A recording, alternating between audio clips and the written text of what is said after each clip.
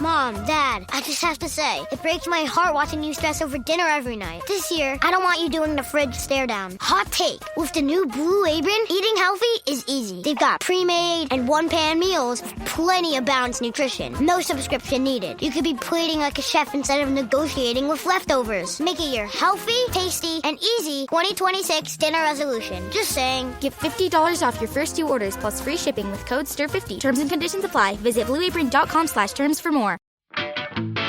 This is the Blue Moon Podcast. Coming up, we've got all the news and views from Manchester City's week. It's your club, and this is your show. So, a less than ideal week as Manchester City started by dropping points at West Ham and then losing more ground in the title race because of it. And then they followed that up with a spirited but ultimately fruitless evening going out of the Champions League to Real Madrid. In truth, nobody really expected City to turn it around after the first leg, but a lively start had the dampness put on it with a red card and a penalty midway through the first half. There's no time for wallowing on today's Blue Moon podcast though. There's a League Cup final to get ready for on Sunday as City head off to Wembley to face Arsenal. How do they dust themselves down and shake off the last 7 days to give themselves the best chance of bringing home the three-handled beauty? Or was the character shown in defeat on Tuesday night all you needed to see to feel that the squad are still in the fight? Arsenal fan Michael Keshani will be back on the show later to preview the game from the Gunners' side. Plus, we've dragged in Chris Higginbottom and Amos Murphy for a chat about the best goals that City have scored that have been total flukes. That's after Bernardo admitted he was trying to cross to Erling Haaland instead of find the net at West Ham. Plenty to get stuck into then. I'm David Mooney and I am joined by 2 City fans. We've got James Faulkner. Hello, David. Hello, Luke. Hello, listener. And we've had a spoiler already there for our second guest. We've got from the MCFC Lads podcast and socials, Luke Stanley. Hi, Luke. Can you hear me, Luke? I've just had as soon as I got that spoilt, then I've actually had a tech upset there. I just disconnected, so there is a jinx. There is a jinx. See, I was wondering then if you were just going, "Oh, I'm not. No, I've had my presence spoiled. I'm not gonna. I'm not. No, I'm just not getting involved completely now." lagged out. You went, we've got, and then it just froze. So yeah. Well, you're here now anyway. You're here now. Yeah. It's interesting because I'm going to start with this. Kyle Walker's been at it again this week, saying he would eventually deciding that he would swap his Champions League win to have won the Euros with England. He'll have no trophies left at this rate when he's finished swapping things for other things. But that aside, I just wondered what you two would give up to swap to see City win the title this season. Luke, is there anything really precious to you that you would give up to see City overhaul Arsenal's lead at the top of the table? I'd give up an inch of my height. I'd give up. How tall are you? I don't know. I'm 6'1.5", so I'd be just above the 6 foot mark to see that. I'd give up. You'd still be taller than me if you did that. So I'd give up an hour of sleep for a year each night as well. Every night. Yeah, I'd give that up because every time I'd have that like sort of bitter tiredness, I'd just be thinking it was worth it. Worth it to win the title. As a man who doesn't sleep very well, I'm not sure I could give up any more sleep. So let's. I don't think I'd go with you on that one. James, anything for you? What precious things would you give up to see City overhaul this Arsenal lead? I'd shave my head on a live stream or something. Like I've not had like a buzz cut since I was about 17, and like I look like Renton from Trainspotting. I quite want to do it. So, it sounds to me like what you're saying here is if City win the title this season, you'll shave your head. Yeah. I'll make that deal. Now. Mrs. James, not going to be very pleased about that, but it's out of her hands now, isn't it? What about your lunch? Will you give that up? Yeah, I'm happy. I'm seeing as I don't really eat anyway. I'm pretty happy to pretty happy to give that one up. I'll tell you what, if City win the title this season, we will get you at the live podcast and we will shave your head there. How does that sound? Deal. Excellent. Didn't expect to be doing that at the start of today's show, but here we are. I've lightened the mood at least. Sit rep then for how this season's going. Luke, how are you feeling about it all right now? Because obviously this week, out the Champions League, lost a fair bit of ground in the Premier League title race. League Cup final on the horizon. It feels like a pivotal week. How's the emotions been this week? Yeah, I think we knew sort of a couple of weeks ago this week was coming, and in Madrid it was very pessimistic. The whole, everyone there was just so good. It was such a bad result. It wasn't a good performance. A lot of questions about the lineup, stuff like that. And everyone thought West Ham were going to bounce back, maintain that gap with Arsenal. Before the game as well in the concourse, Arsenal were drawing that game against Everton until 89 minutes, as I'm sure everyone's aware.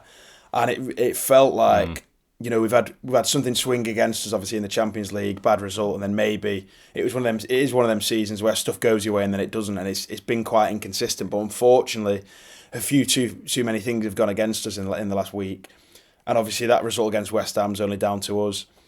The result against Forest a couple of weeks ago wasn't good. We've dropped a couple of clangers there, and we're very far behind Arsenal now. I think it's fair to say it'd be a miracle really if we did win the league from here. I know we've got to play them.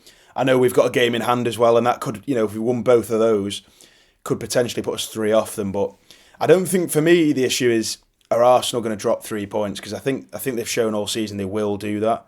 But it's whether we could win every single game, and I'm not sure we can do that at this point. It's such a young team, lacking a little bit of experience. In the second half, we've fallen away a few times. We dropped quite a few points. But like I said, you got to keep your head high because we got a final on Sunday. It's interesting, James, because the bigger picture is that the club is progressing from where it kind of dropped to last season, where things fell apart, and then they've been kind of gradually rebuilding.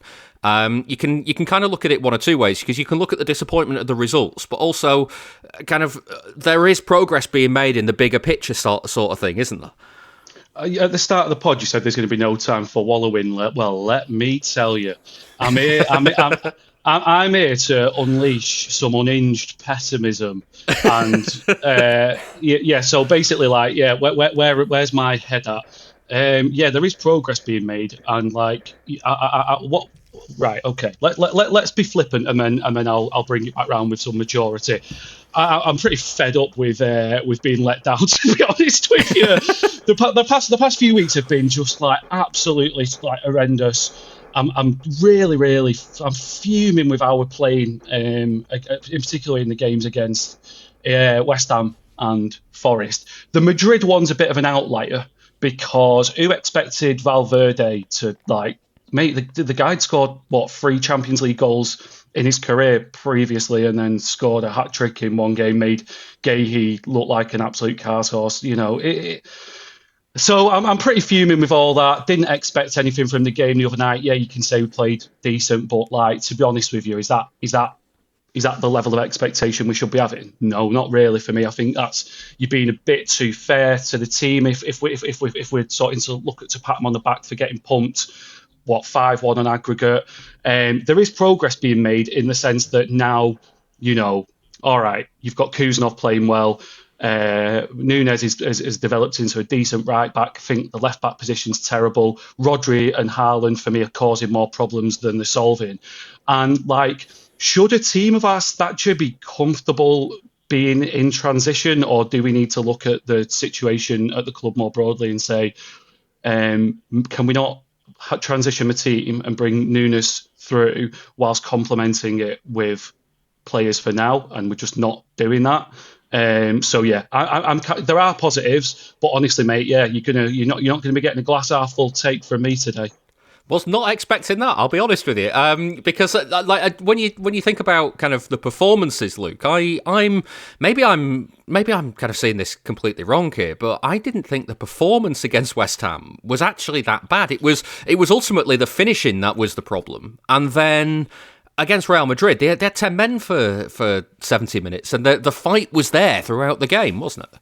Yeah, I mean, you look back to that Forest game as well. I think they had 2 shots and it was 2-2. I think you can get these days, but unfortunately you tie that in with a couple of bad performances like the one against Real Madrid, and you get a few bad results, and no one's going to be happy. So I can understand, why James is feeling the way he is. It's just disappointing, like you said, against West Ham. They're a relegation side, potentially could easily go down. With Forest and Tottenham still above them, I think. And I think it's one of them where you look at that game, Bernardo scored a fluke, and then they've scored from their only shot or chance in the game off a corner. But not being funny, you've got to do more than score a fluke against West Ham. It doesn't matter if it's away from home. We've got a very good record against them, beat them earlier in the season. We want to bounce back from that Madrid game, and you've got to do more than score a fluke in that game. You've got to make something else out of it. I know we had a couple of chances at the end, but that urgency for me didn't arrive until about 80 minutes in. Even in the second half, we were just sideways passing. So I can understand the frustration. I think Yeah, I'd say it was valiant. We kind of went down kicking against Real Madrid is what I'd describe it as. As soon as that red card came, even before the penalty went in, I literally said to my brother next to me, I said, even if they miss this, it is done. Do you know what I mean? That's the game. You can't win a game from 3 goals down with 10 men unless you're in an FA Cup game away at Tottenham in 2004 or whatever it was. But yeah, that was never happening. There's a again. reason it's only ever happened once in like 130 years of club history, isn't there? Yeah. And it's one of them as well. Like, you're playing Real Madrid. Even if that happens at 0-0, I wouldn't fancy your chances. We put up a great fight. I think we got, after 4-0, Haaland scored. We got the 2 sort of offside goals. So we were kicking and punching and trying, but we were never winning that fight. So it's been a bad couple of weeks, and we need this trophy more than ever, to be honest. We'll come to preparations for that shortly. James, what did you think of the spirit against Real Madrid, given the 10 men side of things? Because City were on top, but at the same time, Real Madrid didn't need to come out because they had that 3 and 4 goal advantage. And I guess, like, the two sides to it, aren't there? Like, it's very easy to have a little bit of a go when it's damn near impossible to get anything out of it. You can just kind of throw your arms around and see what punches land because, like, you've lost anyway. Well, I mean, my frame of mind, right? So this is how I didn't even realise we were playing on Tuesday. I'd finished work, and I thought I'm going to take my dog to the pub, and I've recently bought a 2004-2005 home shirt with Wright Phillips on the back. I thought, throw that on. Weather's quite nice. It's really nice shirt. And I'm taking the dog to the pub, and someone shouts out of the car, or like, "Come on, Madrid!" And I'm thinking, oh yeah, that must be tonight. So sunk a few pints, and then the hope built within me, and like, I kind of had that. What's probably the Hamburg defiance of old, thinking maybe we could do it, but mate, like, I can't give them any credit. I really can't, because I can't pat my players on the back for hanging on and playing well with 10 men against Real Madrid. Like, mate, like, my expectations and your expectations should be higher than that, I think. I mean, we were beaten, weren't we? We were beaten probably before we even set foot on the pitch. The red card's completely done us. Bernardo's face within a fraction of a second of having made contact with the ball told you everything that you needed to know about that. I'm not looking at it for they should, at the very minimum, be digging in and playing well. Like, I'm not going to pat them on the back for that. Like, it's kind of like the football equivalent of that Simpsons "at least you tried" cake, isn't it? Right. Like, yeah. At least you tried. You ought to be trying. I felt really. I just got nothing positive in the tank about it, man. Yeah. Well, let's come to Bernardo's week, because he's had an eventful one. Luke, you mentioned the fluke at West Ham, which he has confessed to. We'll come to more flukes a bit later on. Then red card and penalty against Real Madrid. And as James said, he knew as soon as that offside flag went up, he'd have been thinking, thank God for that. And then when the VAR check came in, he'd have been sweating on that. Do you blame him at all for making that decision? Because it is in an instant, but he has put his arms behind his back. He knows he shouldn't handle it there. Yeah, I was at a talk a few weeks ago with one of Pep's video analyst guys, and I was asking him about like dealing with red cards and stuff like that, because Chelsea have had so many of them, and he said that City would never like actively aim, like, if someone's clean through on goal, whatever the score, unless it's like obviously 90 plus 5 or something, we'd never like actively take a foul. You'd rather let them have the chance and score, because you'd rather give someone a goal than drop to 10 men because of how hard it is to play with 10 men. And that kind of came to my mind straight away. But I feel like with that situation on the goal line, when it's 3-0, I think anyone that's played football knows it's so easy to just sort of flick your eye. You don't even think you've just, everyone's done it. Do you know what I mean? Everyone's done it in the playground. Everyone's done it at an 11-a-side game at the weekend, whatever it is. You can't help but stop it go in, because you're the only one that stood there. It's like when you put your hands on a hot plate or something, and you've just sort of done it before. I don't think Bernardo's. I know it's hot. Why are you touching it? Yeah. He's got his hands behind his back as well, so it's like he knows he shouldn't handle it, but then even at that, he's still like moved and elbowed it away. So frustrating. I also think he's trying to go with his shoulder as well. Yeah, I think he's trying to exactly. get his shoulder down. And I think that element of it, and the fact that it wasn't even going in, that's what's frustrating about it. Because I understand, a clear goal being stopped is a red card, whether you pull someone back with an open net, whatever it is.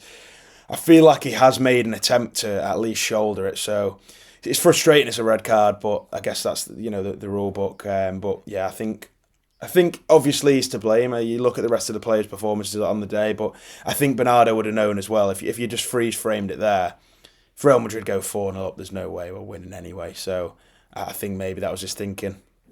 Yeah, it's almost a case of, James, which flavour of shit would you like? Would you like another goal to go in, or would you like to lose a player? And I mean, I don't know if Vinny misses the penalty, then maybe he's justified. But I don't know. We're so long with the game to go.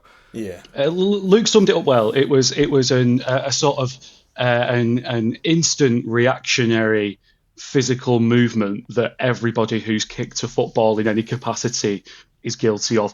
But that said, I don't know, man. It's not that hard to do it with your belly or your chest. Like he moved his arm, didn't he? I don't want to be. I can't see all of your body on the screen. I don't want to be cruel here. But I'm going to suggest that Bernardo is in better shape than certainly than me. His belly maybe not as big as mine. He's in way better shape than me, man. That's for sure. But no, do you know what? Right, let's boil it down. It is so tough to blame him for something so a fraction of a second decision in a massive game where he's got the armband on and he doesn't really want to see that ball hit the net. Backs are already against the wall, and he knows he's been stupid. He's never been sent off in his career, has he? That's his first ever red card. The geezer's like an absolute don on the pitch. I mean, he's had some of the best moments of watching City. Particular highlight being the Liverpool Guard of Honour, where he was more interested in drinking his brew. This is going to be a footnote in his career that we're probably never going to touch on again. Is it frustrating? Yeah. But 11 men on the pitch, I don't think we was going through anyway. So I think given the stature he's got at the club, I think given the performances and the energy he's given us, and let's have it right, the geezer's wanted to go and play in a bit of sunshine for the past 7 years, hasn't he? And he's stuck with it. So I'm not going to go in too hard on him. He's made a mistake. He was probably out already. He knows he cocked up immediately. Is there room for me to stick the boot in on Donnarumma on this one a little bit? Because I'm always looking for those opportunities at the minute. I've got it in me to be the number one flippant hater of any Man City player who makes themselves available to be targeted. And Donnarumma's public enemy number one for me at the moment, the main offender. So I think he was a bit at fault as well. So, you know what I mean? Keep your chin up, Bernardo.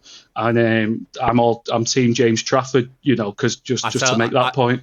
I tell you what, having been in goal in a number of 5-a-side, 6-a-side games where you've dived for a shot and it's hit the post and come back and hit you on the back and then gone in. Honestly, like when that hit him on the back, I was just like, oh, well, this is going straight in, then, isn't it? And I did not envisage the comical nature with which that ball would then find its route into the goal. I thought nice it would just little be a bit lot of more simple. there. Yeah. I thought it'd be a lot more simple than it turned out to be, but we've all been there when we've dived. It's hit our backs and gone in. I've had one actually that I dived just to cover the post. Knew it was going wide, and it went wide, and it was like a power league with like a backboard, and it hit a join on the backboard and came back the way it had gone, and hit me on the back and went in. And I was like, I was only covering the post. I didn't think it was going in the first place. Horrid. You couldn't do it if you tried it. And I've played in them nets at the Etihad. I don't know. At risk of telling the same story on the pod, I don't know if I've told this story before, but the day after we won the league in 2012, my mate was working for Nike at the time, arranged for like a game of football the next morning. We'd all been celebrating the night before. I was really rough, started the game in midfield, ran off after about maybe 5-6 minutes to vomit. And then got put in net, was chipped from 40 yards, handled a back pass, gave away an indirect free kick. I'm not someone... Sorry if I have told that story before, listeners, but we've all got only a few, haven't we? And ultimately, that's on my rotation. So am I a man who can criticise a goalkeeper at the Etihad having performed so terribly there myself in the past? Probably not. But I'm going to anyway. We're going to. Yeah. I broke my boots taking a goal kick at the Etihad, so there we go. That's fun. I kicked the floor. How hard did you kick it, David? Well, no, I kicked the floor. That was the problem, and the lining came off, and I was like, lads, I'm going to have to sub off. I haven't got any boots. Oh, you could play in your socks, pal. No, the ref told me I couldn't. Luke, just on Donnarumma, obviously West Ham we talked about it before, one shot, one goal, and that comes about ultimately because of a goalkeeping mistake. Where are you with Donnarumma at the minute? Because obviously makes some big saves. We've seen that this season, but like everything else, the whole package isn't quite what it once was, if that makes sense. Yeah, I think earlier in the season he was definitely performing better. I think when he first came in that derby against United, we'd beaten him 3-0. He made a couple of good saves in that game. And I think maybe he slightly overperformed, maybe just on hype and sort of experience, and also the fact that, like, when you're playing well, it's easy to play well, if that makes sense. When you drop a little mistake, it's easy to drop another one. So I think every player's going to have, dips in form, and that I get against West Ham, he has made a mistake there.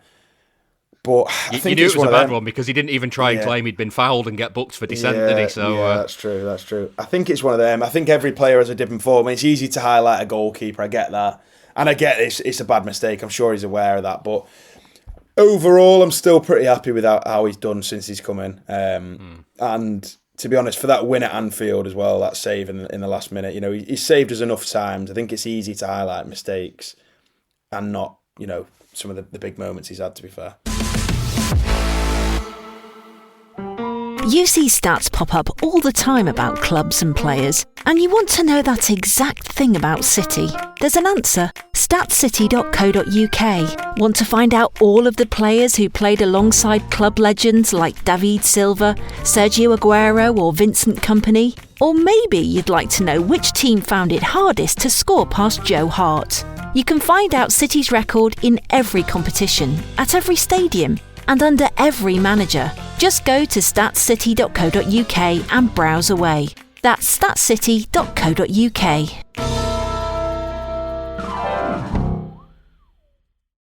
When you want your spring break to feel like...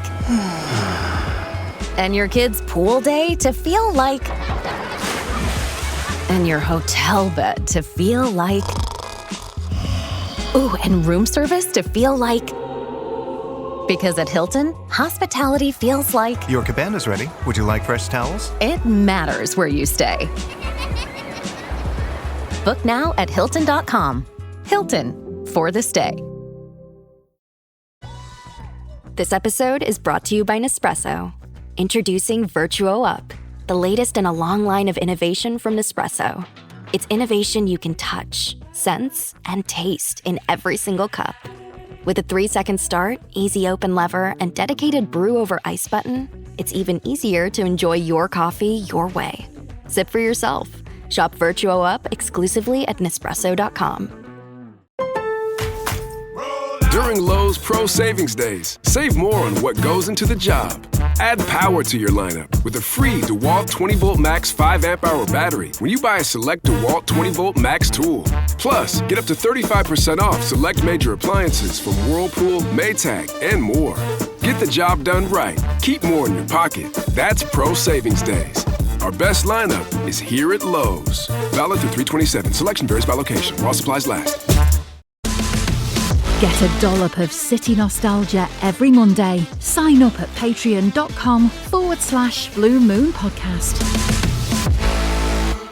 Bernardo admitted that he wasn't shooting when he scored against West Ham.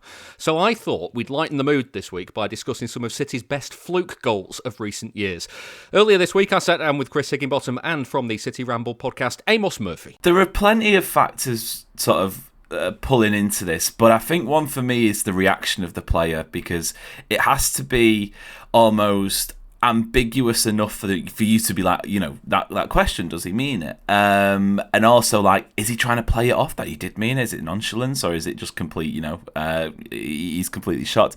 But also a trajectory of a football that you don't usually see, you don't typically see. You're expecting a cross, you're expecting a shot. It's, the old phrase, the cross come shot.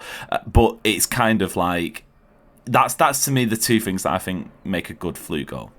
Yeah, so Hickey, did Bernardo mean that one at the weekend? Even though he says he said in his celebrations that he did, he said in the press afterwards that he didn't. So did he mean it?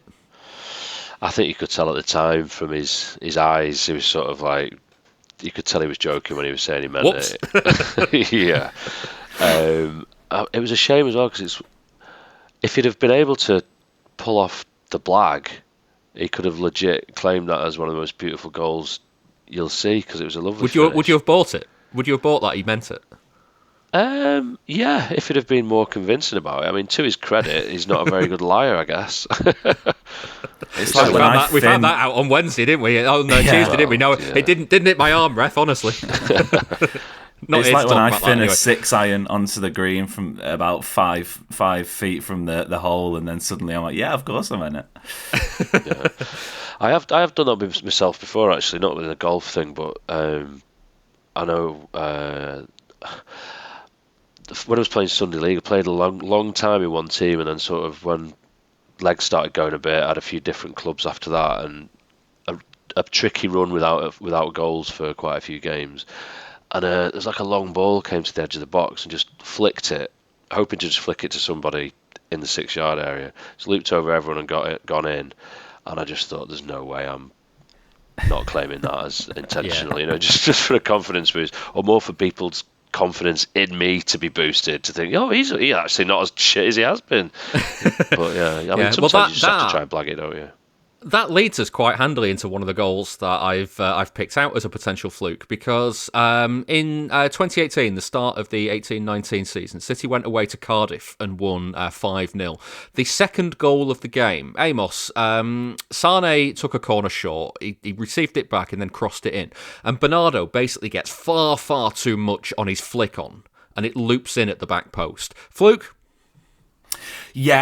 Yeah, there's a few that we've gone through and we've looked at, and I don't know if it's because football just looks a bit sort of more fluid in the sort of the late 2010s and the early 2020s, but I don't know if they necessarily look as fluky as some of the old ones with the grainy footage, and maybe that plays a part, but I'm happy to very much put this down in the fluke category. I don't know, No, see, you've scored one of these, so you're obviously on Bernardo's side. You've just admitted that you've done this. So yeah, but I've also done that. I've also done that intentionally, more in that Bernardo style. I mean, some of them are obviously flukes, but that one, I mean, he's putting it in the area, isn't he? Yeah. I was going to say that phrase. He's putting it in an area, and if it goes in the back of the net, then fine. But I think it's more flick on than it is effort at goal. But it's not like he knows now about it, and he's just like, whoa, the ball's coming in my face, I better duck and get my head on it. He's like, he's intending. Come on, you got to give him that one. The intent is to direct it towards goal, but he hasn't intended to put it in, has he? I don't know if it's a fluke though. For me, a fluke, one of the key elements has to be utter bewilderment, like from striker and keeper, like what just happened? Do you know what I mean? All right, then give us a good fluke. A good fluke that City have scored. What are you having? Well, the one that springs to mind is the Sean Gota Tim Flowers one. I think at one point they're both facing away from the ball because nobody knows where it is. It happens that fast. Yeah, for people that don't know this one, City were in a relegation trouble. They were scrapping down the bottom of the Premier League with Leicester. I think both ended up going down that season anyway. City went away to Filbert Street in 2001.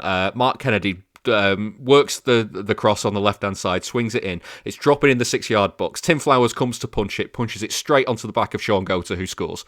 I've just found it there, actually. I'm just rewatching it now. Yeah, there's a bit I'm just going to try and pause at the right point. Yeah, it's a look of surprise on Gota's face, isn't it? It is, but I've just freeze-framed it with the ball in the air. Tim Flowers is looking one way away from goal. Sean Gota literally is back to goal looking at the floor, and the ball's looping up goalwards at this point. Nobody knows what's going on. Even the ball's probably thinking, what am I doing? Where am I going now? Just absolute joke shop. Yeah. Amos, moving a little bit nearer, because on the final day of the season in 2010-11, City needed to go away to Bolton and win, and that would, if results elsewhere went for them, it would guarantee that they would be in the Champions League group phase when they first qualified for the Champions League that season. If not, they'd finish fourth, they'd go into the playoff round, but still be in the Champions League. They were guaranteed a top 4 finish. They were going for a top 3 finish. And opening the scoring at the Reebok Stadium that day was Joleon Lescott. He didn't know anything about it, did he? No, I think there's someone who ducks just before. I was going to say heads it. He doesn't head it. It just hits him. He faces it. He faces it in is what he does. Yeah. Well, does he? Because he kind of actually turns away from it. I don't know. This to me is definitely in firm fluke category because, and he does have the reaction of like, I think he thinks for a second or two, can I pull this off? And then realises there's about 55 cameras in the stadium and about 20-odd thousand people. He's like, no. This is, if he wasn't a big burly bloke, then he'd be on the floor sort of trying to wipe his head off because he just smacks him slap bang on it. This is it. I think he does try to pull it off as a celebration, but he's slightly concussed. So he just holds it. He kind of holds his arm up saying, I scored. Like, he just doesn't really know. Ducks it. Company goes up for the header in front of him, and it bypasses him entirely. Hits Lescott in the face and leaves Jääskeläinen standing. Good use of the face. He deserved that. Jääskeläinen, after that game where City didn't score about 40 of the chances they had, he deserved that to go in against them. Yeah. Higgy, can I bring your attention to Darius Vassell, a man who maybe wasn't the cleanest striker of the ball anyway, but when City went away to Sunderland in 2008, at the end of the Sven season, he gets played clean through on goal by Alano, and as he goes to shoot, he basically kicks it onto his own foot, and it sends the keeper the wrong way. It's possibly the least tidy bit of finishing business I've ever seen in my life. Yeah, it looked like he was about to fall over or someone had quickly tied his laces together. But they all count. And this, for me, is like the ultimate, blagger's guide to trying to pull off a fluke finish, because the casual aplomb with the arm raised in the air as he just wheels away, he's like, he's not I don't think by his own admission even he'd be described as prolific. But you take him where you can, and if you can make it look like you meant it, then you should do if you do Darius Vassell. He definitely didn't try and take the credit for meaning that, though, Amos, because in his, I couldn't find this anywhere, but I remember vividly in his Match of the Day interview afterwards, he said the phrase, I tried to take the back of the net off, but I just nearly took my own foot off instead. Do you know what? Fair enough, because I'm looking at the celebration here and I can't actually believe the cheek of it. It's almost, to describe it for those who might not know, the Jude Bellingham, and it's not his celebration, but it's probably the most recognisable one at the moment, just the arms out in front of the away end. And I'm like, mate, how can you have the cheek audacity to do? But yeah, the audacity. That's the word. But no, fair enough. If he fronts up afterwards and look on the football pitch, I imagine that's fine. You said it wasn't the cleanest of strikes in Vassell. To be fair, that's probably in his top 10 of cleanest strikes as a striker. So look, maybe that's why he's celebrating. He must have felt guilty, I think, afterwards, and just thought, yeah. Well, that also plays into a fluke, I guess, Higgy. That you kind of have to have the shame of, listen, lads, I didn't mean that, so I need to apologise for scoring in that way. Yeah, and if you can sort of take ownership of it and rub it in the noses of the away fans first, then it's 2 boxes ticked in my book. Yeah. Yeah. How about? I mean, this the funniest one on this one is that for a long time, we all thought that Edin Dzeko had scored this goal. Now, sorry to bring everybody back to this game. It was the Wayne Rooney overhead kick game at Old Trafford. Also fluke.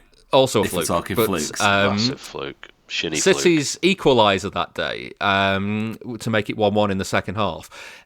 Sean Wright-Phillips pulls it back across. Edin Dzeko's hitting a shot that's going near the corner flag until David Silva's pert right buttock intervenes, Amos. And Dzeko runs off celebrating as if he'd scored it. Are you telling me that you don't believe David Silva has the class and the quality to direct a ball to goal with his, what did he say, perk buttock or something like that? Buttock, yeah. Pert buttock, or perk buttock, I suppose. That's a bad one for me. And I think game state makes a difference. Obviously, Old Trafford, derby, emotions, etc. If that's 2-0 up at home to West Brom, then he's not doing the celebration. So fair enough. And I'm not going to sit here and criticise Edin Dzeko by any means, but it's going, like you say, it's possibly heading for a throw-in, and that's not an over-exaggeration. I don't think Silva would have had any knowledge of it because it's his right buttock, and he is, of course, famously left-buttocked. Of course. Of course, yeah. Is it fair to credit David Silva with that goal, Higgy, given that without his intervention it doesn't go in, but he's obviously, he knows nothing about it. It's Dzeko's shot. No, it's just not fair that. If you're a striker, you're having a shot, it takes a little nick like that, okay, massive deflection. You've got to give it the striker, man, come on. I've had enough goalkeepers union annoyances with you in the past, so even though I wouldn't consider myself a striker as a forward, then you got to give it Dzeko there. Can I join in from the midfield union here? Because I have a big irk with deflected goals in general being credited to the striker, because half the time if it's on target is rubbish because it doesn't go in if half the time if it isn't for that massive deflection. So I think we need to introduce a nondescript goal scoring category. But it's not going in. There's not going to be a goal unless the guy has the shot. Well, in the Dzeko case, it's not going to go. It's not even going to go on target. So. A Silva's the closest you get into a goal scorer in this situation, this specific one. It's true. Higgy, can I bring to the attention of the listeners that you suspect this one isn't a fluke, whereas I'm not having it whatsoever. Sean Gota in the 1-1 draw with Charlton in the 99-2000 season. For people that haven't seen it, Ian Bishop, the ball's won in midfield. Ian Bishop comes out of a challenge with it. He then chips it forward towards Gota, who's on the edge of the box, running towards goal. And he kind of side volleys it, shins it entirely, and spins and kind of loops it with backspin over Dean Kiley in the Charlton goal. There is not a chance on earth, mate, he meant this. That's not his shin. That's his... His shin pads were chunkier then, and that's the ankle, where you get a little protective dome over the ankle, and the very skilled old school shin pad wearers amongst us were able to use that to our advantage and cushion balls exactly thus. Just looking at it there, it's just okay. One angle it does look really lucky, but the other angle, the side on angle, it's just consummate goldsmithery. No. Amos, the commentary of it goes, did he mean it? Does he care? He obviously didn't mean it. Surely. He didn't, back me up on this. He doesn't mean it. But he also doesn't care. No, I'm with Higgy here, actually, because, look, I'm not gonna go to war. I would go to war for Sean Gota, don't get me wrong, but I'm not going to go to war for him on this It would be a go to war if you did. It would be, yeah. But, this is an occasion where, okay, fair enough, there's maybe a bit of fortune involved, but he is shooting at goal, and the ball has gone to goal, and it has gone in the net without any intervention from anybody else. For me, that's a goal. Okay. How about then Jesus Navas against Tottenham after about 13 seconds when I think Aguero has the shot, Lloris saves it, and Navas runs onto it. Is he crossing that one, Amos? Is he crossing it and it's dropped in at the back post, or has he spotted that there's a gap there? Well, peek behind the curtain, Higgy suggested this one, and it's been a while since I've seen it. I know the goal, but it's never occurred to me that it could be in fluke category. So, David, not to do your job, but Higgy, make the case. Well, can we introduce his greater body of work as circumstantial evidence? Scored a belter at Wembley against Sunderland, in fairness. Well, that's the exception to the rule in my book. Maybe that's the fluke. If we're sticking the flukes on probably, yeah, and that was a great goal. I think I missed that at the time in the stadium. But, come on, it's a cross. He's meant to cross it, and he's certainly not reacted as if it's a cross. But, watching him week in, week out, there's just absolutely no way he's gone for a finish there. He couldn't finish a rice pudding most of the time. So could jump over a corner flag, though. Yeah. That was deliberate. I'll give him that. Surprising, but not the finish. Yeah, no, not the finish. The issue is just looking now, and there's a City player just about arriving in the box as it goes into the top corner. Now, if I'm going to defend him, there's nobody there to cross it to. Yeah, he's 13 seconds into the game. Yeah, that's the point. Yeah, I don't know. I think he's the old putting it in an area. He's great at body of work. Yeah, I mean, it doesn't matter if there's anyone there to cross it to. He gets the ball and he crosses it. That's what he does. Well, I would like to remind everyone of the now infamous the family stand against West Ham in the 2014-15 season, one of them seasons, and he's taking a corner and he actually doesn't get the ball in the box. So look, swings and roundabouts. Yeah, and he also tries to kick that corner flag as he jumps over and misses that. I'm just watching that back. So there's no way he's meaning any of that. I don't think he meant to be a footballer, did he? He was just just a complete career by accident. Just a fluke career. To be fair, should have been a model instead. Yeah, piercing blue eyes. Yeah, piercing blue eyes.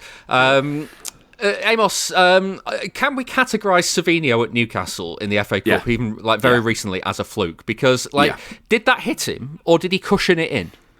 No. He attempted to shoot, but it just hit him. I don't think I've ever been as angry as a Man City fan with a goal going in, like a City goal for starters, but also a consequential goal. Look, he's 4, 5, 6 yards out at best, and he's got an open net, and he just doesn't make an effort, basically, or does make an effort, but whatever he's trying to do, it just doesn't see it, does he? Work. He doesn't see the ball coming in; it just hits him.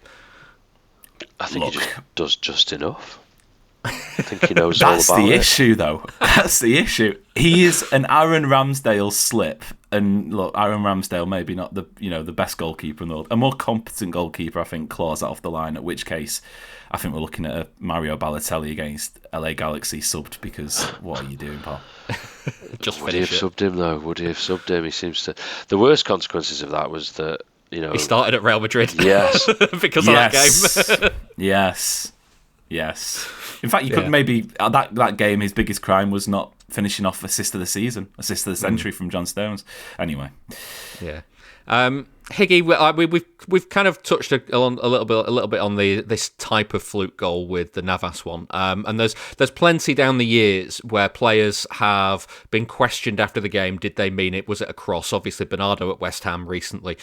Going back, Mark Kennedy spoke to us on the podcast about fluking one against Burnley, and that setting him off on his City career. Terry Cook the year before that fluked one against Wigan where he was crossing it and it dropped in at the back post. That's what I was trying to think of actually. Yeah, Kevin De Bruyne, in that return game with Cardiff in the 18-19 season, he gave an interview with the City website afterwards that said, yeah, you know what, I was trying to cross it, but I've just scuffed it into the roof of the net at the near post. There's something about those kind of crosses that become finishes that always kind of dance the line of did they mean it, did they not? And that's the typical fluke category, isn't it? Yeah, I mean, we were talking before about putting it in an area. And if you are doing that consistently, then sometimes you're gonna, reap the dividend. It's that corridor of uncertainty, isn't it? Yeah. Yeah. Amos, you have any flukes to chuck in before we finish? I'm going to exercise journalistic privileges and not give an opinion, which there'll be plenty of people saying thank God for that for the first time. But I've mentioned on one of your shows before, David, that Yaya Toure against Sunderland. Now, if he told me, or us, not me personally, but he didn't mean that, he was putting it in an area, I would go, I see it. Do I think it's a shot? I'm giving an opinion here. I've completely gone back on my word. Yes, I do think he's shooting. But if he told me that he could have meant to cross it, fine. No, he meant that. That.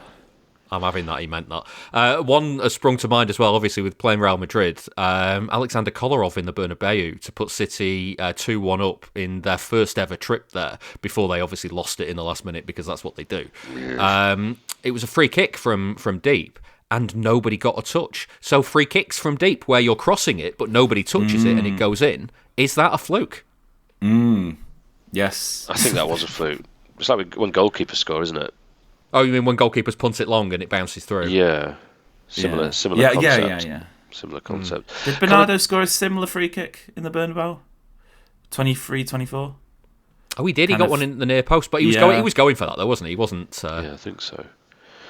Talking of going for it, someone who's notable by their absence from any talk of fluke or, question marks is Sergio Aguero, who scored lots of similar goals to the Bernardo one, to the De Bruyne one, but he meant every single one of them. Was it Burnley where it was like a snooker shot off the post and then off two defenders and then off the other post? Like, just the most sublime angles merchant you've ever seen in your life.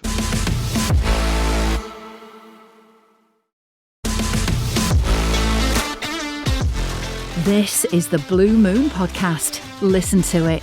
Drink it in. That was some of City's best fluke goals of recent years. Given this week then, James, how are you feeling about this cup final at the weekend? Oh, mate, like pretty terrible, to be honest. Momentum's such a factor, isn't it? And we were building the momentum. Like, we're always better when we're performing like a steam train that's riding through every station and picking up 3 points. And there's no real momentum at all. Arsenal probably going to be fancying themselves quite a bit. They're like. They're the freight train right now with all the momentum. I feel like there's a lot of questions hanging over our team. I don't think Pep knows what his best side is. I don't think I know what our best side is. I think that you've got issues with the team selection, that particularly with Gahey being cup tied and what have you. I think that's all. Confidence is going to be not the best. And like there's that group of players at the moment, I'm not too sure they can pick themselves up like previous generations or iterations of Pep City teams. I think that the squad's really young, and I think it's really mentally immature. I think that mental immaturity is problematic. Also, I think that at the bare minimum, we should be winning a cup competition every season, right? So we're looking at this, and I'm sort of thinking, okay, are we going to win the League Cup on Sunday? I'm not sure we are personally. It's pretty bad though, isn't it? Because that is the bare minimum requirement for this football team and for Pep Guardiola to be winning the lowest ranked of the trophies. No disrespect to something that's named after an energy drink. It's got three handles. How can you hate it? I don't understand this this hatred towards City's own competition. I love the trophy. I love the cup. But ultimately, if you were going to put it at if there was a hierarchy of trophies, it is at the bottom, because ultimately, it's something that perhaps gets the least effort out of everybody to win. You're going to be prioritising certainly Europe and the Premier League over the League Cup, the FA Cup, perhaps due to its history a little bit more of a priority. So I'm not feeling too great, man. I think that we ought to be winning it. We should be winning it. The expectation is that we should be winning that. But no, man, I'm really not sure that we're going to go into it with our heads held high. I think they're going to be worrying on the pitch. I think there's going to be some heads going. Not looking forward to it. My head's already gone, as you can hear.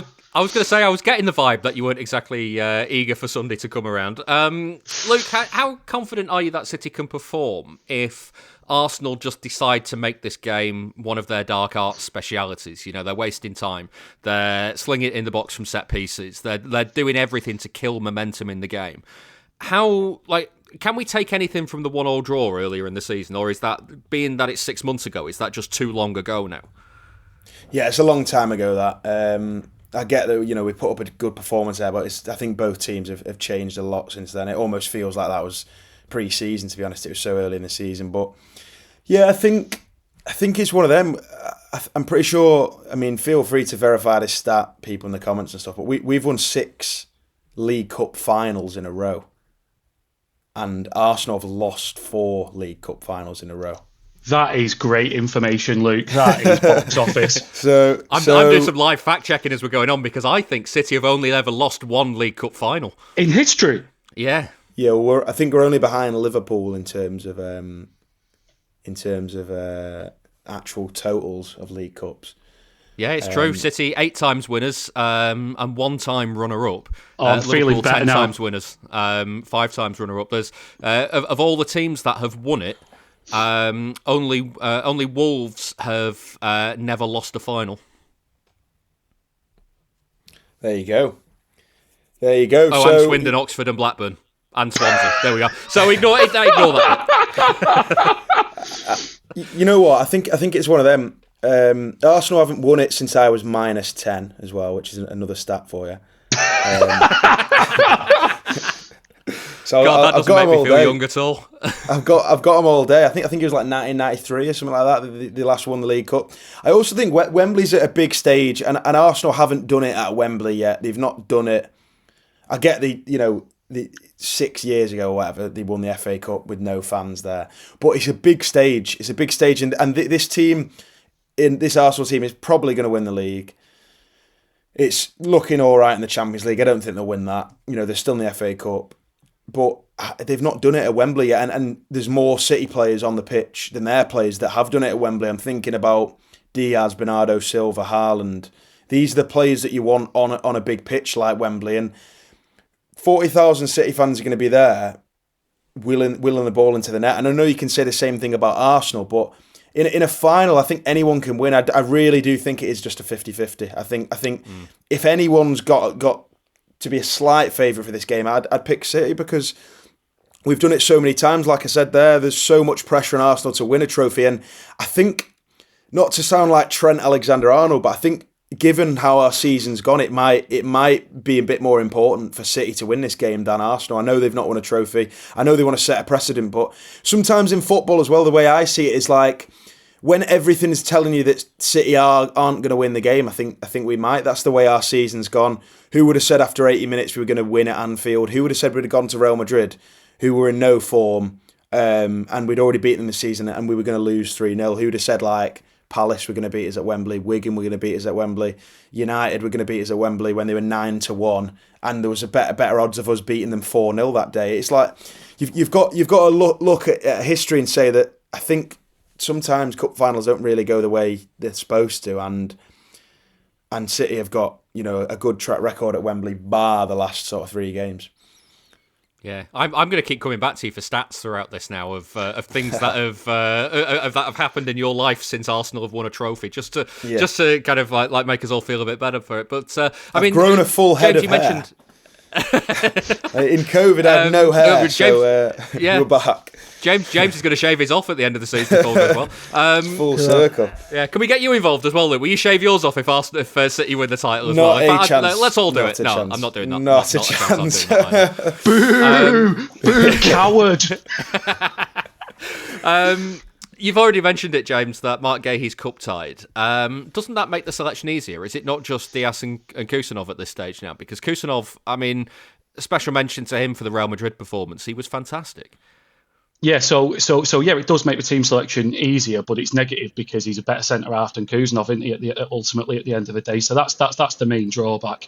I think that in terms of team selection, there's a few avenues I want to go down. Luke, I'm gonna ask you a question on this in a moment and get your thoughts. The sort of like team selection wise, all right. So the back fours, I think, are pretty simple apart from O'Reilly or Aitneri, right? Like and what's the situation Donnarumma versus Trafford? Trafford's surely got to go in, I think, but then is he going to bottle that and throw Donnarumma in for the final? I could see it. I don't know if he's done it before. I don't think he'll do that. I don't think so. He can't. I think it goes against everything he's about, unfortunately. I wouldn't want to see that. I wouldn't want to see that. No, I guess I'm sort of just coming from the angle of like overthinking things. We need a trophy. Is he going to go into Galaxy Brain mode? And I also think when he played Ederson in the final in 2019, they'd played Muric, I think, in the rounds leading up to it. I think Muric was injured, so I think I think the decision was made for him. Interesting, and I think sort of like there are a few other factors. I mean, so Luke, not to editorialise for you here, David. Crack on. I'll sit back and relax. It's fine. Luke, what do you think about Haaland versus no Haaland on Sunday? I'm going to give you my opinion, and then you can use that as a platform.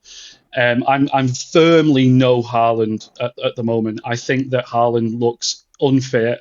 I don't think that his performances warrant him being in that team. I think that we're getting. I'm no lover of Marmoush either, if I'm completely honest, but I think he gives us a little bit more fluidity and perhaps allows Semenyo to then drift narrower and perhaps be the goal threat. What's your take on Haaland versus no Haaland? Yeah, I get what you're saying with the fluidity stuff, but for me, this is a game where, one, I want my best players on the pitch, and if Haaland turns up, he's one of our best players. And two, I'm thinking even just at face value, he's a massive guy, and we're going to be defending set pieces, we're going to be defending corners. Like, his presence on the pitch is even outside of how he's been performing. I'm already thinking, and I know it comes down to probably quite I don't even know it's quite a basic way of looking at football, but they've been doing well on the set pieces and stuff. I want Nico Riley on the pitch. I want Haaland on the pitch. They're both 6'4". They're going to play a hand in defending corners, etc., etc. And also you've got James Trafford in net as well. That isn't quite the sort of dominant figure as Donnarumma is. He's not quite as big, I suppose. Maybe not. He's a bit weedy, a bit of a weedy. I get what you're saying. Yeah. So it's like there's already that in net. And to be fair to Trafford, every round leading up, I think he's put in great performances. I think he got the Man of the Round award or whatever in that semi-final. He made some great saves. So we've got Trafford in goal.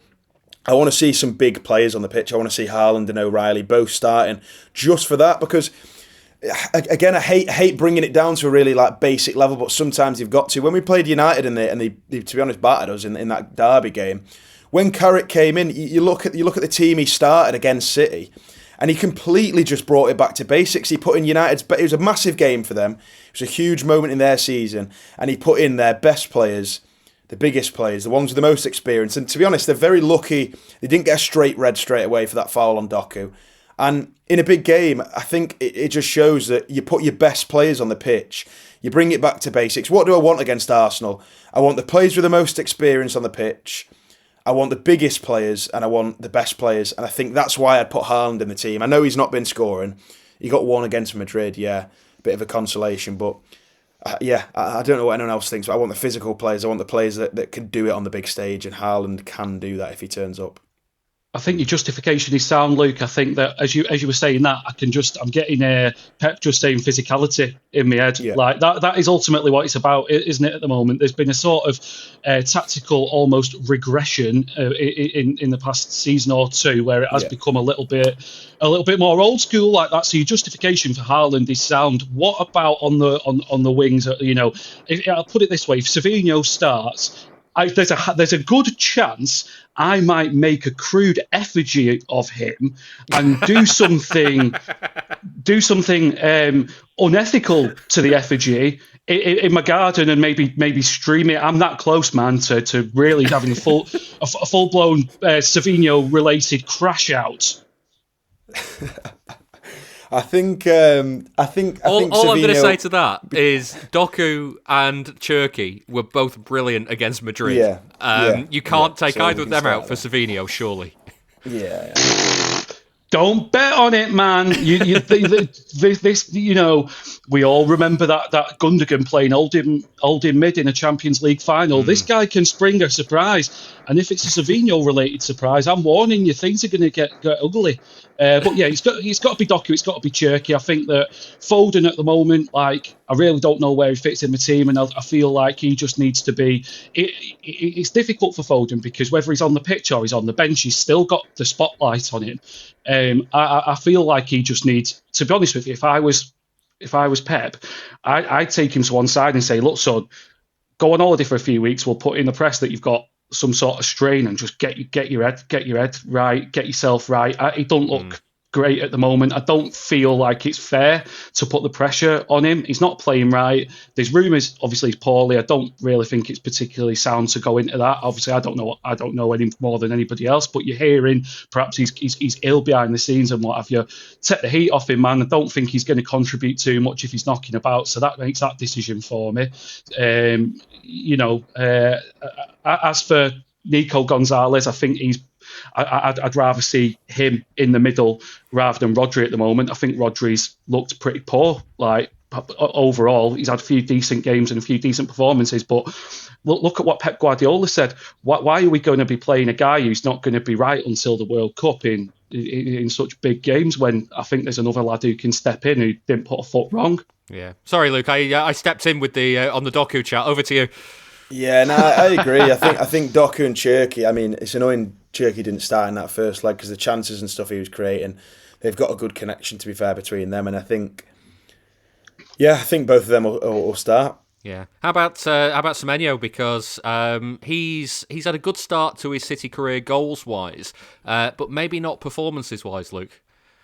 Yeah, I think he is one of those players. He's got the output. He reminds me a lot in terms of the output. I'm not saying he plays the same way or anything like that, but Mo Salah can have a game where he doesn't do a lot and he'll score 2 goals. And I think I'd rather a player like that than somebody that looks great and doesn't score, if that makes sense. All that matters for me is that he's getting the output, and that's what's happening. He's arriving in the box, he's finishing chances, he's making good runs and stuff. So.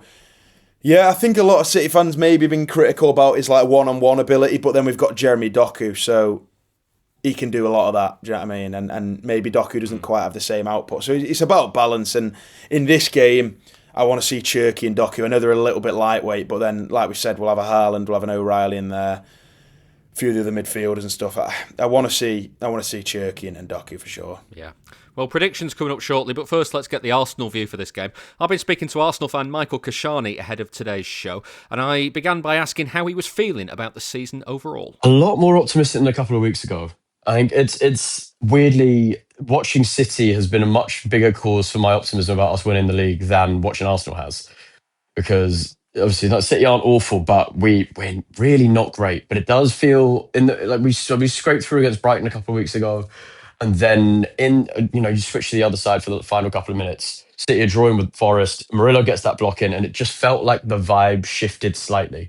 And then that follows into us getting a late goal or 2 late goals against Everton that were scored by an oaf and a child. And then City go and draw against West Ham, and something feels like it's gone towards us. And so much of Arsenal's issue is confidence and sort of the belief that we're actually going to win it. And now there does actually seem to be that belief. But if we don't win on Sunday, League Cup final, then we're right back to the start, really. Yeah, I'm interested in kind of the confidence thing because I think, I mean, I don't like, you're a mate. I don't like using this term in front of friends, but I think it's quite easy to banter Arsenal away by saying they've bottled it over the last few years. Yeah. And obviously that pressure comes again in the driving seat this year and everything else. Does that actually weigh on the mind? Given, like you say, watching how City are playing at the minute and dropping points, and maybe Arsenal. I mean, you look at previous Arsenal teams, and I would say, watching from the outside, previous Arsenal teams were better than this one. Well, 100% in terms of our previous teams being better than this one. I think the whole bottling discourse is difficult because it starts with 22-23, which is obviously City's treble season, when as much as City were an incredible side, we absolutely shot ourselves. There's no getting around the fact that was an outright bottling. And the next year was obviously 23-24. That we got 89 points. In the second half of the year, we drew once, which was at the Etihad. We lost once at home to Villa. And the other 16 we won, and that wasn't enough. It's a very disingenuous to consider that a bottling. And then last year, we were never really in it. So, but then that is, the narrative builds. All these moron players are way too online. And they know exactly what people are saying about them. And everyone in the crowd is also way too online, way too sort of living with Arsenal, having fucked it so many times over so many years in different ways, whether fair or not. There has been this massive tension, and it won't go anywhere until we finally win something. But then I was talking to Arsenal friends about this year, is that in terms of who's actually bottling what, if we're going to get really into the weeds on that, this team has bottled it quite a few times. Like we had so many chances in January and earlier Feb to pull away, and we didn't do it partly because of quality, but partly because they were scared of winning. And the only way that sometimes you get past that is to win by accident and to have things handed to you, which I think is what this year would be if we see it over the line, because obviously City aren't 23-24 City, and well, but neither are we. But that's the difficulty, isn't it? It's definitely in everyone's heads, but that's where I think the vibe has shifted that little bit. Where you need the bounce to feel like the vibe is on your side as much more than the tactics and the actual things that make a football team good. It's how much what is the separation where you start to really believe that it's going to happen, and I think that is what started to turn, and that's what would definitely turn if we get a win on Sunday. Yeah, it's the other side of this as well. I mean, you mentioned it already, the results kind of across the start of 2026. And this is for both teams as well, because as much as you can say Arsenal have left the door open, City have got to the door and not worked out how to open it. So there's been there's been issues on both sides there. Let's talk about kind of 2026 as a whole, because how are the team playing right now? Because the narrative again from outside is Arsenal, like, nothing really happens in games. They waste a lot of time. They get a set piece. They sling it in the box, and then somebody heads it in, and that's that. It's nowhere near as bad as people are saying, but it's still not great. The set piece thing is overall. I think we scored one in like the last 12 or something like that, and they were both against in one game, and I think they were both against Chelsea. And we've largely found solutions outside of them. And the problem is that we play for this sort of strangulation kind of football. And when it's good and when all the parts are working well, we keep teams under this horrible pressure and they break eventually. And then whether that's through a set piece, whether that's through something in open play, that's how we get through to teams. That's got a little bit worse this year because the midfield are knackered, and so that we can't do that off the ball stuff quite as well. And then we've also got a personnel issue. And I remember being on here in September talking about how crap Gyökeres is, and I promise you, he is terrible. And he may score on Sunday, but having 10 players in most of our games it's been a huge issue. And it's not just him, but he is the big stuck out thumb. I've forgotten the expression there.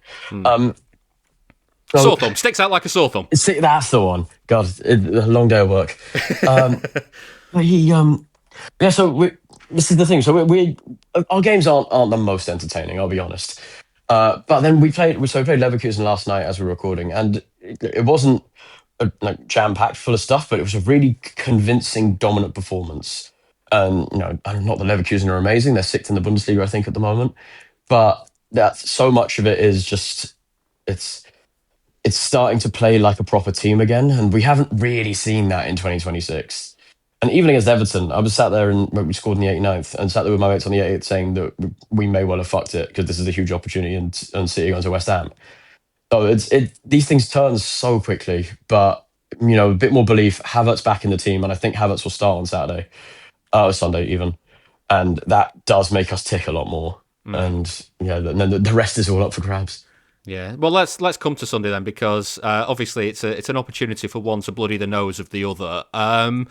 Let's say in this instance that City were to win on Sunday, what would that do for kind of confidence going forward? Because the other way round, I kind of feel like if City lose on Sunday, I kind of feel like Arsenal will just use that as momentum to go on and sweep the league quite comfortably in the end. But is there any chance that if Arsenal lose it, that City could steal in? Every chance. I have the same feeling in terms of if Arsenal win. It's the monkey off the back in terms of actually finally winning something again after 6 years. And, with the gap that we have in the league, there would be this easing of tension around the place because the belief levels would go up so instantaneously. Then if we lose, then it goes back to, will this team ever bloody win anything? And the team, as we said before, the team definitely feel that. Everyone in the fucking stadium feels it. And it's so much of what we're dealing with is mental. And so it becomes a lot more difficult for us if we do lose, because the pressure goes right back up, and this version of Arsenal hasn't responded incredibly well to pressure, at least in terms of pressure to go and win. Pressure to go and chase, incredible, but pressure to go and set the tone and make sure that you can't be caught. That's where we keep faltering. That's why City is still in the title race, because if we'd been better or a little bit more sensible or a little bit less scared, we'd probably be 9-12 clear just from 2 results in January that we should have taken advantage of. Like, we lost at home to United. Who does that? And drew with Forest and drew with this Liverpool. There were so many opportunities for us to be a lot further along than we are, and we haven't taken them, and that is definitely on everyone's mind. Yeah. So how will he approach it on Sunday, do you think? Because I honestly don't really know how Guardiola's going to approach it, but what I do know is that ultimately it's likely to be his first 11 with his League Cup goalkeeper. So it'll be James Trafford and 10 others. What will Arteta do? I would guess pretty much similar. I mean, you're never sure between Kepa and Raya, and obviously Kepa against City in a League Cup final. There's some history there that maybe we don't want repeated. I'd forgotten about that, but yeah. Yeah, so Ben White will probably have to play, but I mean, I love Ben White. I think we're a better team when he plays. The centre back this is all assuming no injuries. Then I'd imagine Hincapié will start left back. The midfield, again, injuries presumably picks itself. Eze went off yesterday. There's talk that Ødegaard could be fit again, but he's barely been fit through 26, so I think it would be a big step for him to start. And then, like I said, I think Gyökeres wasn't terrible yesterday, but I think Havertz will start. Arteta loves him. And then, Saka and probably Trossard on the left. So it's going to be a sort of playing to keep the ball, playing to dominate, try and really assert ourselves as the team who are in charge in the way that Arteta loves to do.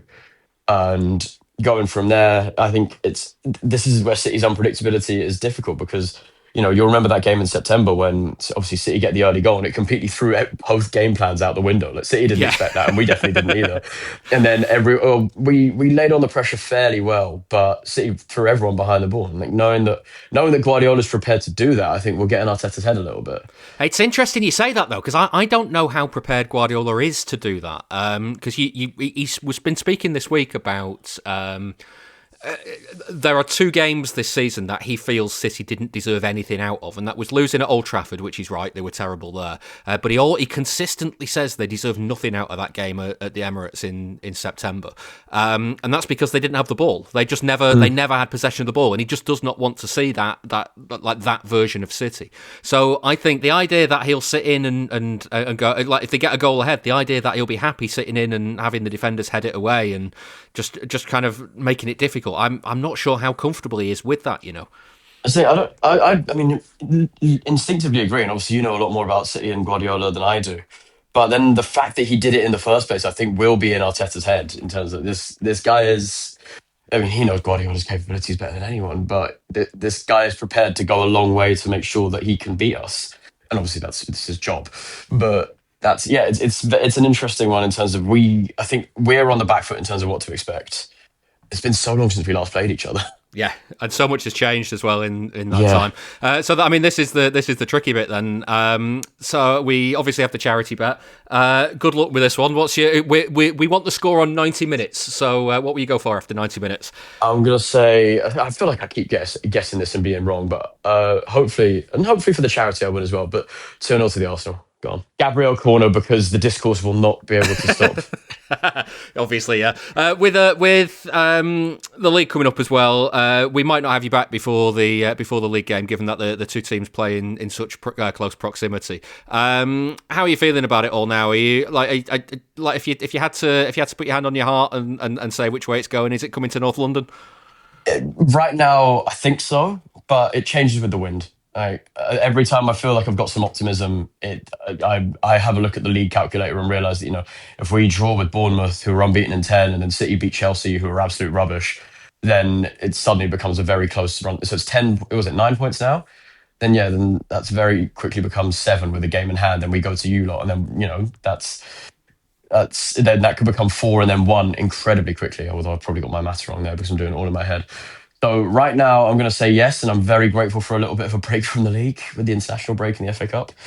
But I think it's Sunday is massive in terms of the league than the actual game itself, because it's the League Cup. Although that may be heresy to say on a City podcast.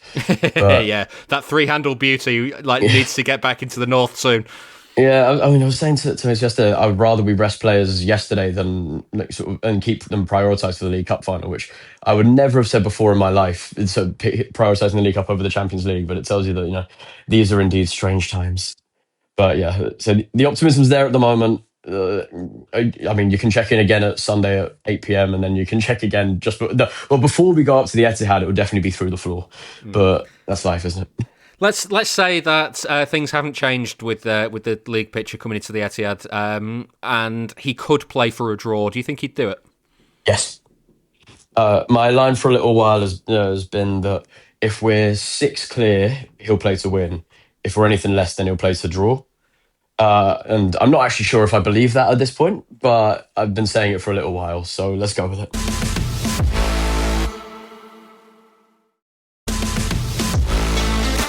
If you enjoy the show, please give it a rating and a review wherever you get your podcasts.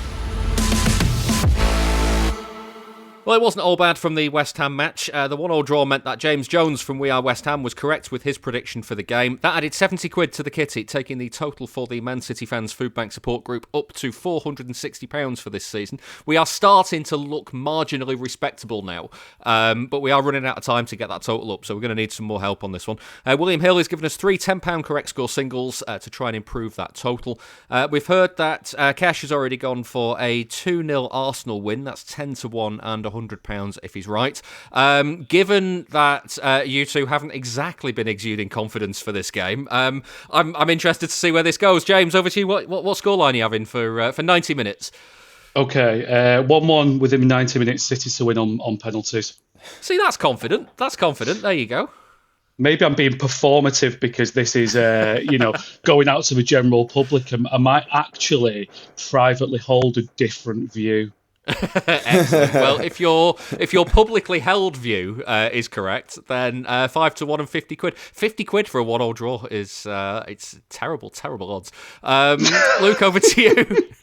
I'm going in a similar route to James. I'm going to go City to win on penalties with a 0-0 draw in 90 and 120 minutes. Yeah. Well, the thing is, horrible. Great watch that. Well, here's the thing: is that there is a precedent. If Arsenal play Kepa, he's got League Cup history with City in 0-0 draws, hasn't he? So there we go. 9-1 and £90 if you're right. 9-1 for 0-0. By the way, 9-1 for 0-0. Incredible, isn't it? Remember, you've got to be 18 or over to gamble. Prices can change, and for information on responsible gambling, have a look at gambleaware.org. Let's finish with a listener question. Get in touch on Blue Sky at bluemoonpodcast.com. You can email contact at bluemoonpodcast.com as well, and you can find us on Instagram. Just search for Blue Moon Podcast there. Graham has been in touch on the emails to say, I know Guardiola has another year left on his contract, but given the way he's speaking and the questions he's been asked and how he's answered them, are you concerned that this will be Guardiola's final season and the 2-year deal was actually a ruse to stave off difficult questions? He could have agreed to just do 1 more year with the club, but it was announced as a 2-year deal to stop speculation. Didn't they do similar with Pellegrini? Well, I remember covering the story of Pellegrini on his contract extension in his final season, and ultimately, yes, that was the plan behind that, was that they gave him an extension, but not knowing that Guardiola was going to come, and both the club and Pellegrini had an option to not take the extension.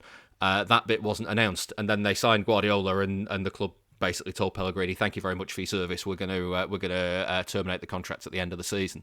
And then, in order to stop speculation, Pellegrini announced it himself.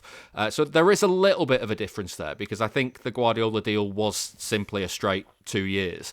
But Luke, the way the noise has been this week, there is a lot of noise, isn't there?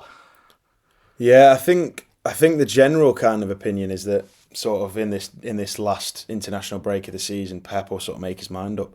I don't think... I've said it all along as well. These people, I forgot who it was that said Maresca was going to be in charge for that Wolves home game. That didn't happen, did it? Do you know what I mean? It was Richard Keys. That was Richard Keys. Don't take any notice of that. Yeah, there was a lot of nonsense getting spouted. And I've said it all along. Everyone asks me, do you think this? What do you think about Pep? I don't think anyone but Pep knows, because ultimately if Pep wants to stay, the club are going to obviously accommodate that. I personally think that Pep doesn't know himself. I think maybe he's swayed one way or the other at some point. It's 20%, 80, 60, 40, whatever it is. I don't think Pep knows. And until Pep's made his full mind up, any of this noise is probably just noise. And we know that he's not going to stay 10 more years. We know he's not going to stay 3 more years. 1 or 2, I think, still a possibility. It could be no more years, who knows? But I think ultimately it's down to Pep, and I don't think we quite know until he's fully made his mind up. Yeah. James, I was thinking, given what you were saying earlier about how the Premier League's changed and it's become all rough and tumble, what's Joe Royle up to these days? Oh wow! Well. First of all, may I just say a fantastic man, a great figure from my youth. And if we need an old school geezer, well, let me tell you, there's not many better than that man to get in the dugout. Bit of Dogs of War stuff with some high quality players. Let's see what happens. Yeah, but I don't think the noise is helping. Like, I think it's really counterproductive for the team and the club that he's not made his decision. I'm not sure there is a precedent for Pep to be to leave before his contract's up, and I would say that it looks a little bit like. There are signs. The teams the players that are being bought for the team are not players. They're physicality players. They're players to deal with man marking, players to deal with like we were talking about and Luke was mentioning before, physicality and what have you. He's closed his restaurant. I don't know if the lease was up, but that don't look great. He has been a little. Might have just not been doing very well. He's a lot more outspoken, but then he always has been. Put it this way though, I think it would put a lot of minds to rest if he was to come out and say, look, yeah, I'm staying till the end of my contract and we'll chat about it then, but until then, let's just leave it. There's no coaches that I think could be able to step in and come and do a job with that team at the moment. Probably waiting for company now that he's proved he can do it at the top level. I'm a huge advocate for what he did with that Burnley team, despite the fact he got relegated. I think he was proving a point all along, and that he's underlined that with his success at Bayern Munich. So, but I just want to know, man. I want to know what he's doing. I want to know if he's staying, but the players are not, it's not like we're signing small, tight spaces, technical players. The majority of them are big, direct lads. They're more Linda's type sort of players, you might sort of say, like with how Liverpool played. So I'm not too sure where it's going to go with that one. Would you? I mean, there's two sides to this as well. Where, let's say, for instance, he had made the decision to leave at the end of this season, and there was speculation throughout the end of the season, and no confirmation until the season was over. There's the school of thought that isn't very helpful. But then at the same time, we've seen a number of times, Luke, clubs have announced that managers are leaving at the end of the season, and that hasn't worked either. Yeah, it can sort of go down a bit like a lead balloon. When Klopp said he was leaving Liverpool, they were favourites to win the league. They ended up coming third. There was that big documentary that I don't even think's ever been released about Klopp's final months or whatever at Liverpool. So, yeah, it can go either way. And like all these things, what I hate about sort of modern media and social media is like people just look at the outcome and then analyse afterwards. Like, if City announced now Pep's leaving, and then we somehow went and won the league, everyone would say it was genius. It was genius. City announced Pep was leaving. If we announce Pep's leaving and then things stay the same, and then it's like, oh, it's stupid. It's like people just look at the outcome and then sort of draw around it. It's stupid. Like ultimately, half the time, the Pellegrini one. Everyone talked about announcing Pellegrini being a bad move, announcing Guardiola with Pellegrini being a bad move. They hadn't won back-to-back games for 4 months when they announced that. Like, the season carried on exactly as it had been going. Yeah, everything nowadays is a story. Like, I remember seeing after the treble, like there was a picture of Foden and his wife getting like 2 Lucozades from a corner shop, and it's like, oh, Foden must be hungover. I was thinking, there's so many just nonsense stories out there, and everything's got to be a story that sometimes I just think it doesn't matter. If Pep announces he's leaving now, I don't know if it impacts the rest of the season that much anyway, because I'm sure the players would know far before us, and that's all that actually matters, really. But yeah. Well, is Lucozade your go-to hangover cure? Nah, mine's sort of. Mine's not Lucozade. Mine's sort of just any liquids, coffee, Diet Coke, water. But I sort of wait a bit after I've woken up. You can get caught offside a bit sometimes. You can go a bit early. Yeah. After I've stopped being sick, my go-to is to nail quite a bit of full-fat Coke, Then when that caffeine hits your empty stomach and you start to feel a little bit more like with some life in you, I might progress to something a little healthier, such as an OJ or some classic H2O.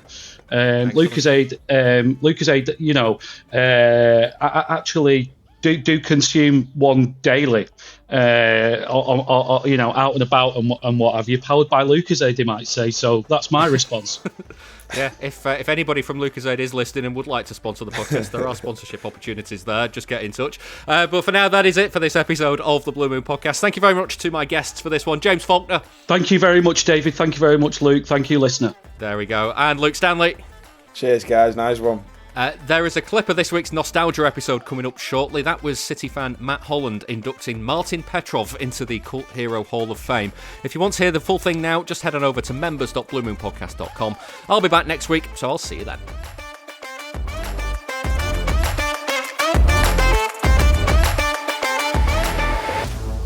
That was the Blue Moon Podcast.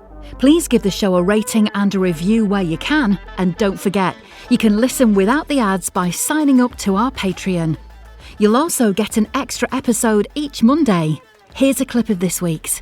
It was nice to see us like playing attractive football, and we weren't always getting the results. We weren't the best team in the world, but we were playing like after a really stagnant period where it was, you know, frankly dross at times. It was really nice to have something to be excited about and have something to go to the stadium looking forward to. He was back in the team for the Manchester derby at Old Trafford. We mentioned it already.